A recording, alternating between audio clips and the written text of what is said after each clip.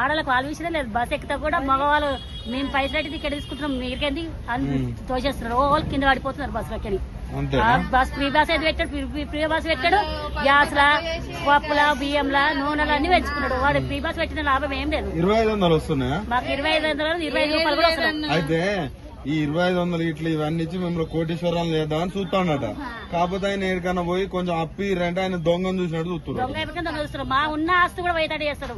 మాకు గుండె భూమి కూడా పోయేటట్టు అయిపోయింది. మాకు వచ్చేది ఎందుకు మాకు అన్ని పిరవైనాక మాకు మేడకలు తింటాం. ఈ కష్టం చేసుకుని నలుగురు ఉన్నారు అక్కడ బతకాలంటే ఎట్లా బతుకుతాం? ఈ 10 రూపాయలు కూలి చేసుకుని ఎట్లా బతకడానికి వస్తుంది?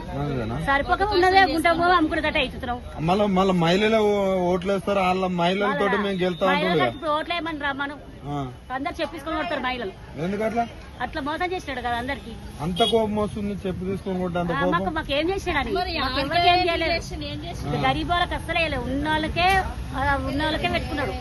లేని వాళ్ళకి ఏమి ఇవ్వలేడు. డబుల్ బెడ్రూమ్ ఇచ్చారు. మాకు ఏం లేని వాళ్ళకి ఏమి ఇవ్వలేదు. మాకు ఊర్లో భూమి జాగలేదు. మాకు ఇక్కడ భూమి ఇల్లు మీద కష్టం చేసుకుని బతుకుతాం. తులం బంగారం వచ్చిందా?